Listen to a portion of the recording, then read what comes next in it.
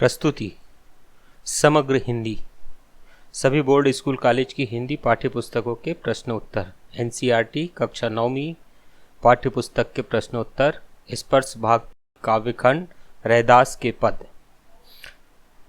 पाठ्य पुस्तक के प्रश्नोत्तर। प्रश्न 1। पहले पद में भगवान और भक्त की जिन जिन चीज़ों से तुलना की गई है उनका उल्लेख कीजिए। उत्तर है, पहले पद में भगवान की तुलना चंदन, बादल, दीपक, मोती तथा स्वामी से की गई है और भक्त की तुलना पानी, चकोर, बाती, धागा और दास से की गई है। प्रश्न 2। पहले पद की प्रत्येक पंक्ति के अंत में तुकांत शब्दों के प्रयोग से नाद सौंदर्य आ गया है, जैसे पानी, समानी आदि। इस पद के अन्य तुकांत शब्द छाट कर लिखिए। उत्तर है, अन्य तुकांत शब्द निम्न प्रकार से है: मोरा, चकोरा, बाती, राती, धागा, सुहागा, दासा, रैदासा। प्रश्न 3। पहले पद में कुछ शब्द अर्थ की दृष्टि से परस्पर संबंध है, ऐसे शब्दों को छाट कर लिखिए। उत्तर है, दीपक, बाती, मोती, धागा, घन, मोर, चंद, चकोर, स्वामी, दास।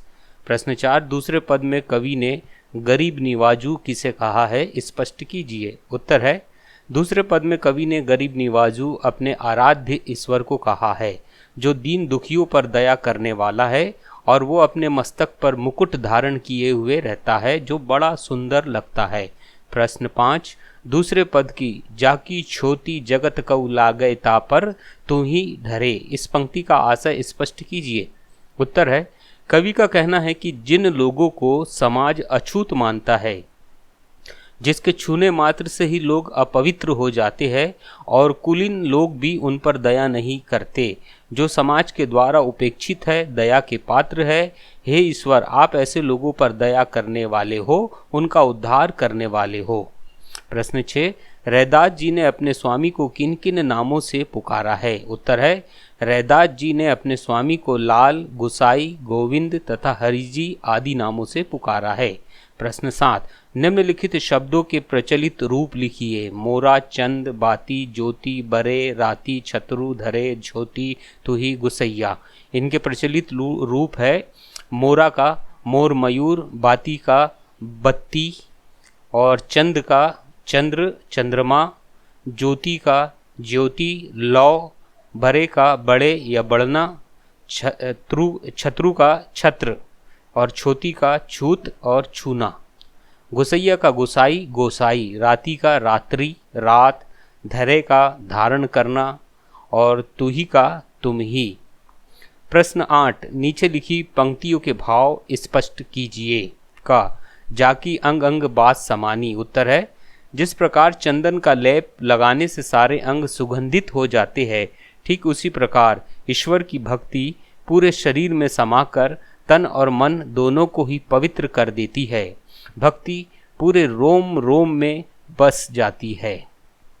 खा है, जैसे चितवत चंद चकोरा। उत्तर है, जिस प्रकार चकोर पक्षी रात भर चंद्रमा की ओर टकटकी लगाए देखता रहता है और सुबह होने की प्रतीक्षा करता है, ठीक उसी प्रकार भक्त एक टक ईश्वर की भक्ति में लीन रहता है ताकि ईश्वर कृपा को पा सके।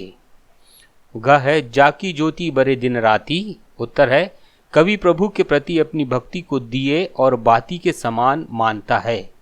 उसका कहना है कि जिस प्रकार दिए की बाती जलकर प्रकाश देती है, ठीक उसी प्रकार आपका भक्ति रूपी दीपक जलकर मुझे ज्ञान रूपी प्रकाश देता है, जो कभी खत्म नहीं होता बल्कि दिन रात बढ़ता ही जाता है।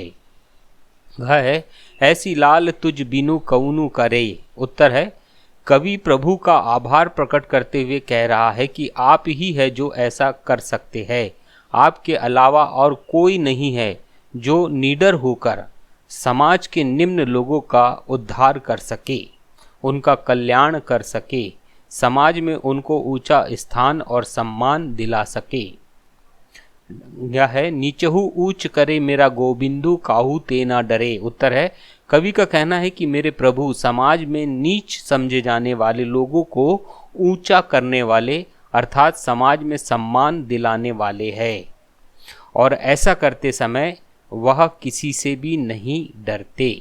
प्रश्न 9 है, रैदास के पदों का केंद्रीय भाव अपने शब्दों में लिखिए।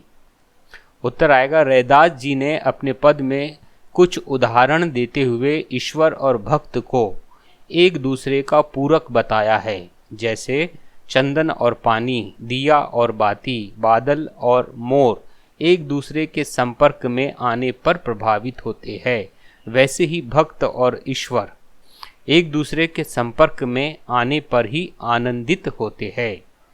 दूसरे पद में भगवान का धन्यवाद करते हुए कहा है कि आप ही संसार में सबका कल्याण करने वाले तथा समाज में निम्न समझे जाने वाले लोगों का बिना डरे उद्धार करने वाले हो।